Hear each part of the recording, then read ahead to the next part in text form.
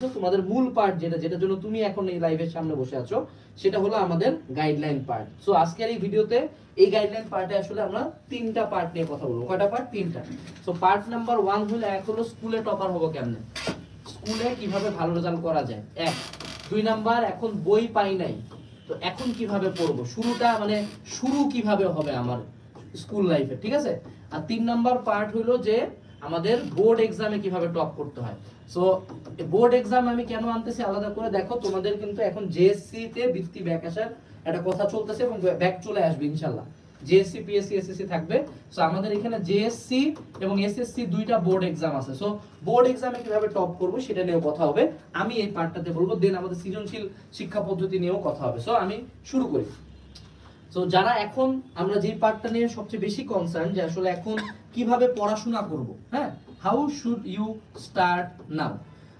তো বই কিন্তু পাও নাই, কথা হলো বই কি তুমি একা পাও নাই, বই কেউই পায় নাই, ঠিক আছে, বাংলা কথা। সো এখানে হীনমন্যতার কিছু নাই যে না আমি কেন বই পাই নাই, বাকিরা মনে হয় আগায় যাচ্ছে।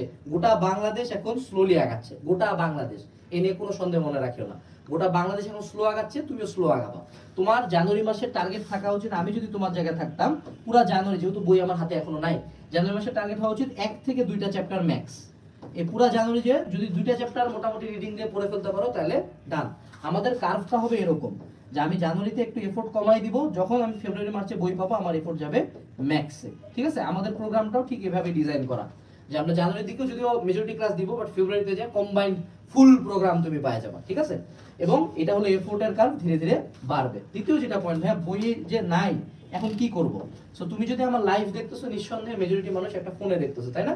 যদি স্কুল লাইফে প্রত্যেকের পার্সোনাল ফোন থাকে না, বাবা মার ফোনই থাকে, তো তুমি প্রথম যেটা অপশন হলো যে এনসিটিভির ওয়েবসাইটে তোমাদের আপডেটেড পিডিএফ দেওয়া আছে প্রত্যেকটা বইয়ের। সো তুমি ওই পিডিএফ থেকে স্টাডি করতে পারো, এক। এটা হলো অপশন নাম্বার 1। অপশন নাম্বার 2 হলো অনেকের ক্ষেত্রে আসলে একটা এনার্জি থাকে যে না আমি প্রিন্টেড বই পড়তে পছন্দ করি, প্রিন্টেড বই ছাড়া পড়া হয় না। সেক্ষেত্রে তুমি ওল্ড বুক পড়তে পারো, অর্থাৎ তুমি তোমাদের এলাকার যে পুরাতন বইয়ের দোকানগুলো আছে ওখানে যাই বলবা যে ভাই সৃজনশীলের ক্লাস 6 এর বইগুলো দেন পুরাতন, তুমি ওখানে সুন্দর মতো পুরাতন বইগুলো খুব কম টাকায় নিয়ে ওখানে কিন্তু পড়তে পারো, ঠিক আছে। এটা গেল। আচ্ছা, এরপরে হইলো গিয়া পুরাতন বই যদি আমি পড়ি ভালো, কিন্তু অবশ্যই পুরাতন বই পুরা সেট নেওয়ার দরকার নেই। জানুয়ারি মাসে আমি সব সাবজেক্ট পড়তে বলতেছি না, কেন বলতেছি না লজিক দিই। তুমি যতই এখন যত টান দেওয়ার চেষ্টা করো, তোমার ব্রেন যতদিন পর্যন্ত দেখবে না যে না এখন কিন্তু স্কুলে ওরকম গতিতে পড়াশোনা হচ্ছে না, তোমার ফ্রেন্ডরা গতিতে পড়াশোনা করতেছে না। So as a human being, তুমি সোশ্যাল হিউম্যান বিং, তুমি দেখবা যে বাকিরা পড়তেছে না, তোমার মানে দরকার নেই, ঠিক আছে। সো তুমি এখন 3টা সাবজেক্টে ফোকাস করো। এখন আমি পার্সোনালি সাজেস্ট করবো যদি পড়া শুরু করতে চাও জাস্ট 3টা সাবজেক্ট ফোকাস করো। কি কি? এক হলো বাংলা, আমরা বাঙালি, আমরা বাংলা প্রথম দিকে পায়ে গদ্য পদ্যগুলো পড়তে ভালো লাগে, কিন্তু এটা একটা এনার্জি কাজ করে, বাংলা। 2 হলো গিয়ে আমাদের প্রত্যেকের ফেটিস কি বলো দেখি, সায়েন্সের সাবজেক্ট, বিজ্ঞান। আর তুমি যদি 9-10 এর কথা বলো, বিজ্ঞানের জায়গায় তুমি ফিজিক্স স্টার্ট করো, ঠিক আছে। 9-10 এর জন্য বলে দিলাম বাংলা, সায়েন্স, আর আরেকটা জিনিস পড়বা খুবই গুরুত্বপূর্ণ, সেটা হলো ম্যাথ। হ্যাঁ, এগুলা তুমি প্রথম 2 চ্যাপ্টার টার্গেট করো, ও মাঝখান থেকে কোনো চ্যাপ্টার পড়বা না জাস্ট বিকজ কোনো একটা ভাইয়া বলছে যে না এই চ্যাপ্টারটা অনেক বড়। যেমন অনেকে হলো জ্যামিতি শুরু করে, আরে বাবা কেবল ক্লাসে উঠছি, এখনই যদি ধাম করে একটা কঠিন টপিক দিয়ে দেয় ব্রেন তো ফাংশন করবে না। তো সেক্ষেত্রে প্রথম 2 চ্যাপ্টার করে টার্গেট করো, এই করে স্টার্ট করো। আপাতত স্কুলে আপ ডাউন করো, এগুলো দিয়ে just go with the flow. এখন এত টান তুমি দিতে পারবে না। যেমন অনলাইনে এই বছর আমরা অনেকে অনেক কিছু টান দেওয়ার চেষ্টা করছি, কিন্তু বাস্তবতা হইলো তোমার হাতে বই নাই, তোমার এনার্জি আসবে না। এটা খুব সিম্পল ব্যাপার। এবং বাংলাদেশের একটা বড় ট্রেন্ড তো গাইড বই পড়া, গাইড বই তো আসবেও না, গাইড বই আরো লেট হবে। তো সেক্ষেত্রে তোমাকে একটু ধীরে সুস্থে আগাইতে বলতেছি, এটাই হলো তোমার আপাতত স্টার্টিং এর কাজ, স্টার্টিং। এখন স্কুল লাইফে আসলে আমি তোমাদেরকে একটা কথা বলি, স্কুল লাইফে আমি একটা ইমোশনাল কথাই বলি।